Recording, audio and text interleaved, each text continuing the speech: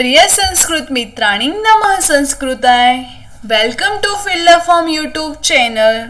UGC NET JRF paper 2 Sanskrit free classes. आज हमारा unit 2 और क्लास नंबर 9 और माई सेल्फ नीतू चौधरी. ये हमारे सोशल मीडिया अकाउंट्स हैं जिसके थ्रू आप इजीली हमसे कनेक्ट हो सकते हैं.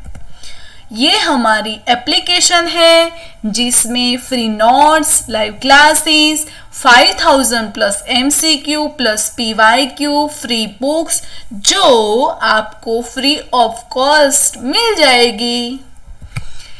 ये हमारे स्टूडेंट्स के फीडबैक है जिसमें आकृति ऋषिवर जी ने लिखा है, वेरी नाइस क्लास मैम, कुछ लेसन वाइज MCQ भी सॉल्व कराए.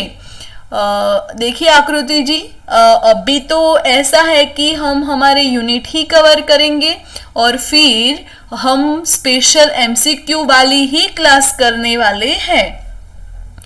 और ऑनलाइन संस्कृत जी ने लिखा है, धन्यवाद महोदय, बहुत Shubman, thank you online Sanskrit. और दिव्यकांत सर आपको भी बहुत बहुत धन्यवाद. और सर मेरे पहचानने में भी है तो आपको specially thank you so much sir. और यूनिट 2 वैदिक साहित्य का विशिष्ट अध्ययन जो हमारा अभी कंटिन्यू है और उसमें हमने देखा है ऋग्वेद एक परिचय, ऋग्वेद संहिता, सूक्त. ये दो टॉपिक हमने क्लियर कर लिए हैं. और आज हमारा शुक्ल यजुर्वेद का एक परिचय और उसके संहिता सूक्त आज हम देखने वाले हैं. शुक्ल यजुर्वेद संहिता सूक्त में यजुर्वेद एक परिचय, यजुर्वेद की परंपरा एवं शाखाएं, कृष्ण यजुर्वेद की शाखाएं एवं संवाद संहिताएं. और यजुर्वेद एक परिचय. यजुर्वेद एक परिचय जो हम मौखिक रूप में देखते हैं कि यजुर्वेद का प्रतिपादन विषय कर्मकांड का है, इसका ऋत्विक अध्वर्यु है और मुख्य देवता इसके वायु है. ये तो हम सबको पता ही है. यजुर्वेद को यज्ञ से संबंधित माना जाता है, अर्थात इसमें वे गद्यात्मक मंत्र है जिनका प्रयोग यज्ञ के अवसर पर किया जाता है. पाणिनि ने यज्ञ की व्युत्पत्ति यज धातु से की है. ब्राह्मण ग्रंथों में यजुष को यज्ञ धातु से संबंध कहा गया है. इस प्रकार यजु, यज तथा यज्ञ तीनों एक दूसरे के पर्याय हो जाते हैं. यजुर्वेद हिंदू धर्म का एक महत्वपूर्ण श्रुति ग्रंथ, धर्म ग्रंथ और 4 वेदों में से एक है जो हम सबको पता है.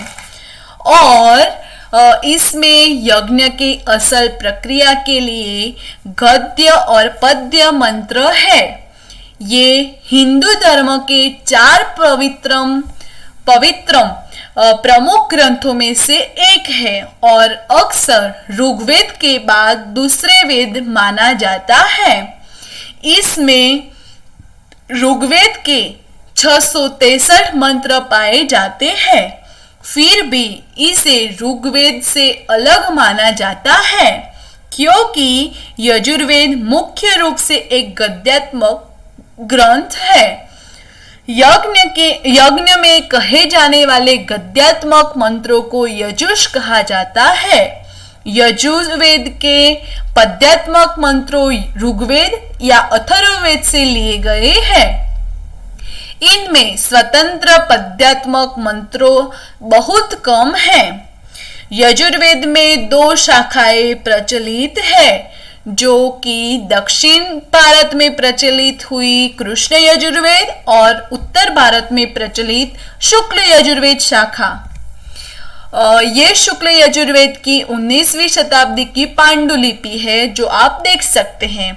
और श्लोक संख्या इसकी 3988 ऋचाएं है और इसकी रचना काल 7000 से 1400 ईसा पूर्व हुई थी। जहां ऋग्वेद की रचना सप्त सिंधु क्षेत्र में हुई थी, वही यजुर्वेद की रचना कुरुक्षेत्र के प्रदेश में हुई। कुछ लोगों के मतानुसार इसका रचना काल 1400 से 1000 ईसा पूर्व का माना जाता है। यजुष के नाम पर ही वेद का नाम यजुष वेद यानी यजुर्वेद शब्द की संधि से बना है। यज का अर्थ समर्पण से होता है। पदार्थ जैसे ईंधन, घी आदि, कर्म, सेवा, तर्पण आदि, श्राद्ध, योग, इंद्रिय निग्रह इत्यादि के हवन को यजन यानी समर्पण की क्रिया कहा गया है। इसमें अधिकांश यज्ञ को हवनों के नियम और विधान है। अतः यह ग्रंथ कर्मकांड प्रदान है जो हमने आगे देखा। यजुर्वेद की संहिताएं लगभग अंतिम रची गई संहिताएं थी जो ईसा पूर्व द्वितीय सहस्राब्दी से प्रथम सहस्राब्दी के आरंभिक सदियों में लिखी गई है। इस ग्रंथ में आर्यों के सामाजिक और धार्मिक जीवन पर प्रकाश पड़ता है। उनके समय की वर्ण व्यवस्था तथा वर्णाश्रम की झांकी भी इसमें है। यजुर्वेद संहिता में वैदिक काल के धर्म के कर्मकांड आयोजन हेतु यज्ञ करने के लिए मंत्रों का संग्रह है। इनमें कर्मकांड के कई यज्ञों का विवरण है, जो कि अग्निहोत्र, अश्वमेध यज्ञ, वाजपेयी यज्ञ, सोम यज्ञ, राजसु यज्ञ, अग्निचयन। ऋग्वेद के लगभग 663 मंत्र यथावत यजुर्वेद में मिलते हैं। यजुर्वेद वेद का एक ऐसा प्रभाग है जो आज भी जन जीवन में अपना स्थान किसी न किसी रूप में बनाए हुए है। संस्कारों एवं यज्ञीय कर्मकांडों के अधिकांश मंत्र यजुर्वेद के ही है। इसका संप्रदाय यजुर्वेद वेदाध्यायी परंपरा में 2 संप्रदाय मुख्यतः है, जो ब्रह्म संप्रदाय अथवा उसको कृष्ण यजुर्वेद भी कहा जाता है, और दूसरा है आदित्य संप्रदाय जिसको शुक्ल यजुर्वेद ही कहा जाता है, और शुक्ल यजुर्वेद ही प्रमुख है। यजुर्वेद की संहिताएं वर्तमान में कृष्ण यजुर्वेद की शाखा में 4 संहिताएं जो कि तैत्तिरीय, मैत्रायणी, कठ और कपिष्ठल उपलब्ध है। कृष्ण यजुर्वेद में मंत्रों के साथ साथ तंत्री योजक ब्राह्मणों का भी सम्मिश्रण है। वास्तव में मंत्र तथा ब्राह्मण का एकत्र मिश्रण ही कृष्ण यजुर्वेद के कृष्णत्व का कारण है, तथा मंत्रों का विशुद्ध एवं अमिश्रित रूप ही शुक्ल यजुष के शुक्लत्व का कारण है। तैत्तिरीय संहिता यानी कृष्ण यजुर्वेद की शाखा को आपस्तंभ संहिता भी कहते हैं। महर्षि पतंजलि द्वारा उल्लेखित यजुर्वेद की 101 शाखाओं में से इस समय केवल उपरोक्त 5 यानी वाजसनेय, तैत्तिरीय, कठ, कपिष्ठल और मैत्रायणी ही उपलब्ध है। यजुर्वेद से उत्तर वैदिक युग की राजनैतिक, सामाजिक एवं धार्मिक जीवन की जानकारी मिलती है। इन दोनों शाखाओं में अंतर यह है कि शुक्ल यजुर्वेद पद्य संहिता को विवेचनात्मक सामग्री यानी ब्राह्मण से अलग करता है, जबकि कृष्ण यजुर्वेद में दोनों ही उपस्थित है। यजुर्वेद में वैदिक अनुष्ठान की प्रकृति पर विस्तृत चिंतन है और इसमें यज्ञ संपन्न कराने वाले प्राथमिक ब्राह्मण व आहुति देने के दौरान प्रयुक्त मंत्रों पर गीति पुस्तिका भी शामिल है। इस प्रकार यजुर्वेद यज्ञों के आधारभूत तत्वों से सर्वाधिक निकटता रखने वाला वेद है। यजुर्वेद संहिताएं संभवतः अंतिम रचित संहिताएं थी जो ईसा पूर्व दूसरी सहस्त्राब्दी के अंत से लेकर पहली सहस्त्राब्दी के आरंभिक शताब्दियों के बीच की है। शुक्ल यजुर्वेद की शाखाओं में दो प्रधान संहिताएं हैं, जिसमें पहली है मध्यान्ह संहिता और दूसरी है कण्व संहिता। वर्तमान में उपलब्ध है। आजकल प्रायः उपलब्ध होने वाला यजुर्वेद मध्यान्ह संहिता ही है। इसमें 40 अध्याय है और 1975 कंडिकाएं। एक कंडिका कई भागों में यागादि अनुष्ठान कर्मों में प्रयुक्त होने से कई मंत्रों वाली होती है तथा 3988 मंत्र है। विश्व विख्यात गायत्री मंत्र जो ओम भूर्भुवस्वः तथा महामृत्युंजय मंत्र जो महामृत्युंजय का मंत्र है वो भी इसमें है। और उसकी शाखाएं यजुर्वेद कर्मकांड से जुड़ा हुआ है। इसमें विभिन्न यज्ञों जैसे अश्वमेध का वर्णन है। यजुर्वेद पाठ अध्वर्यों द्वारा किया जाता है। यजुर्वेद की 5 शाखाओं में विभक्त है। 1 काठक, 2 कपिष्ठल, 3 मैत्रेयाणी, 3 तैत्तिरीय, 5 वाजसनेयी। कहा जाता है कि वेद व्यास के शिष्य वैशंपायन में 27 शिष्य थे। इनमें सबसे प्रतिभाशाली थे याज्ञवल्क्य। इन्होंने एक बार यज्ञ में अपने साथियों की अज्ञानता से क्षुब्ध हो गए। इस विवाद को देखकर वैशंपायन ने याज्ञवल्क्य से अपनी सिखाई हुई विद्या वापस मांग ली। इस पर क्रुद्ध याज्ञवल्क्य ने यजुर्वेद का वमन कर दिया। ज्ञान के कण कृष्ण वर्ण के रक्त से सने हुए थे। इससे कृष्ण यजुर्वेद का जन्म हुआ। यह देखकर दूसरे शिष्यों ने तितर बनकर उन दानों को चुग लिया और इससे तैत्तिरीय संहिता का जन्म हुआ। यजुर्वेद के भाष्यकारों में उवट जो कि 1040 ईस्वी और महीधर जो कि 1528 में 88 में भाष्य उल्लेखनीय है। इनके भाष्य याज्ञीय कर्मों से संबंध दर्शाते हैं। श्रृंगेरी के शंकराचार्यों में भी यजुर्वेद भाष्य की विद्वता की परंपरा रही थी।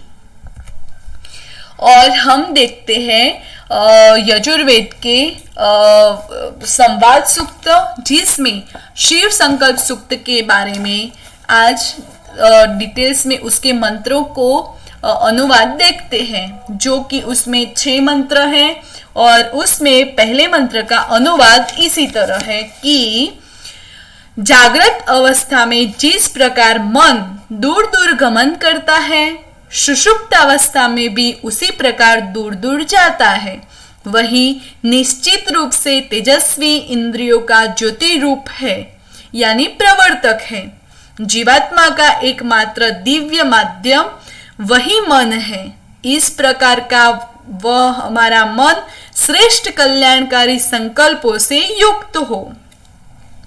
दूसरे मंत्र का अनुवाद है, सत्कर्मों में संलग्न मनीषीगण जिस मन से यज्ञीय श्रेष्ठ कर्मों को संपादित करते हैं, जो संपूर्ण प्राणियों के शरीर में विद्यमान है तथा यज्ञों में अपूर्व एवं आदरणीय भाव से जो सुशोभित होता है, वह हमारा मन श्रेष्ठ कल्याणकारी संकल्पों से युक्त हो।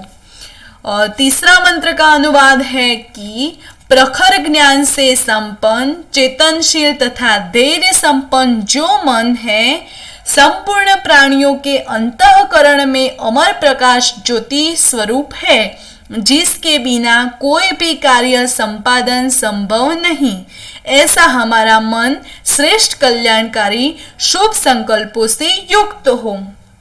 चौथे मंत्र का अनुवाद है, जिस अविनाशी मन की सामर्थ्य से सभी भूत, वर्तमान और भविष्य काल के ज्ञान को प्रक्षीभूत किया जाता है तथा जिससे सप्त याज्ञनिकों से युक्त यज्ञ को विस्तारित किया जाता है, ऐसा हमारा मन श्रेष्ठ शुभ संकल्पों से युक्त हो। पांचवें मंत्र का अनुवाद है, जिस मन में वैदिक रुचाई प्रतिष्ठित है, जिसमें साम तथा यजुर्वेद के मंत्र उसी प्रकार स्थित है जिस प्रकार रथ के पहिए में आरे स्थित होते हैं, तथा जिस मन में प्रजाओं के संपूर्ण चित्तों का ज्ञान समाहित है, ऐसा हमारा वह मन कल्याणकारी शुभ संकल्पों से युक्त हो।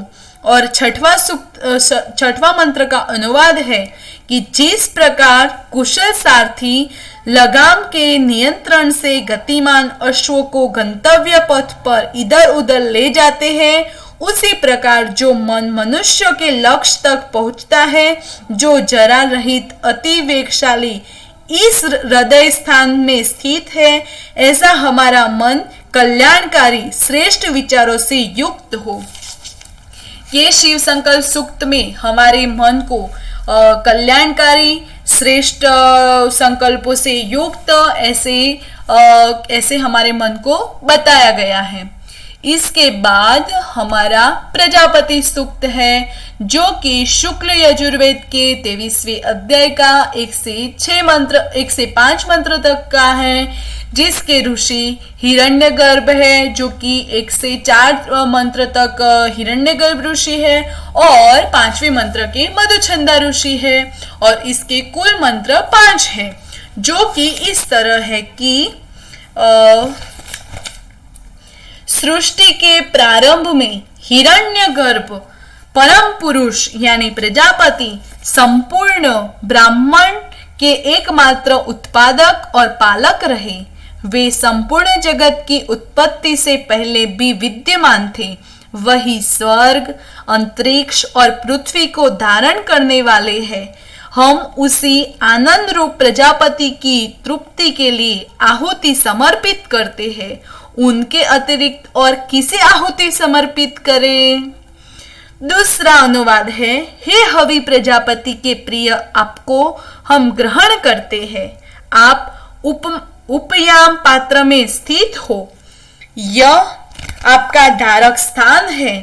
हे प्रजापति, सूर्य, वायु, अंतरिक्ष, धूलोक, दिन और संवत्सर में आपकी महिमा प्रकट है। अर्थात यह सब आपकी महिमा के परिचारक है। आप महिमावान प्रजापति और देवगणों के निमित्त हम यह आहुति प्रदान करते हैं। तीसरे मंत्र का अनुवाद है, जो परमात्मा अपनी महिमा द्वारा निमिष मात्र में मनुष्य, पशु सहित संपूर्ण जगत के अधिष्ठाता होते हैं, अर्थात उत्पन्न करते हैं, जो इस जगत के स्वामी है, उन आनंद स्वरूप परमेश्वर के लिए यह आहुति समर्पित करते हैं। उनके अतिरिक्त और किसे आहुति प्रदान करें? चौथे मंत्र का अनुवाद है, हे हवि प्रजापति के प्रिय, आपको हम ग्रहण करते हैं। आप उपयाम पात्र में स्थित हो। यह आपको धारक स्थान है। हे प्रजापति, चंद्र, अग्नि, नक्षत्र, भूलोक, रात्रि और प्रति संवत्सर के रूप में आपकी महिमा प्रकट है। आप महिमावान प्रजापति और देवगणों के निमित्त यह आहुति प्रदान करें। जिस प्रकाश और पांचवें मंत्र का अनुवाद है, जिस प्रकार आकाश में स्वप्रकाशित सूर्य देव संबंधित ग्रहों को अपने साथ जोड़े रहते हैं, उसी प्रकार संतुलित मानस वाले ऋत्विक गण इस स्वप्रकाशित यज्ञाश्व यानी यज्ञादि के साथ सभी यज्ञीय उपचारकों को नियोजित रखते हैं। ये हमने देखा प्रजापति सूक्त में, जो कि उसकी महिमा बताई गई है कि हमारा जो परम पुरुष है उसका एकमात्र उत्पादन स्थान कौन सा है, स्वर्ग, अंतरिक्ष, पृथ्वी लोक, दूलोक, सूर्य, वायु, ये सब इसके स्थान हैं और उनको प्रदान करने के लिए, इसकी आहुति प्रदान के लिए बताया गया है।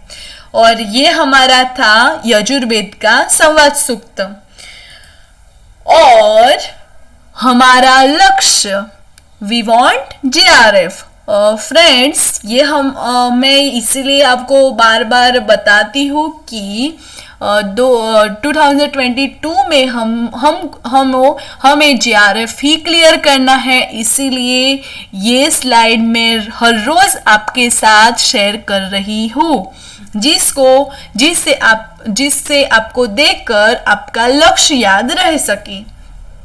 और आज का सुविचार कि आगे बढ़ना है तो फालतू लोगों की सुनना बंद कर दो, वे केवल आपके आत्मविश्वास को ही कम करेंगे।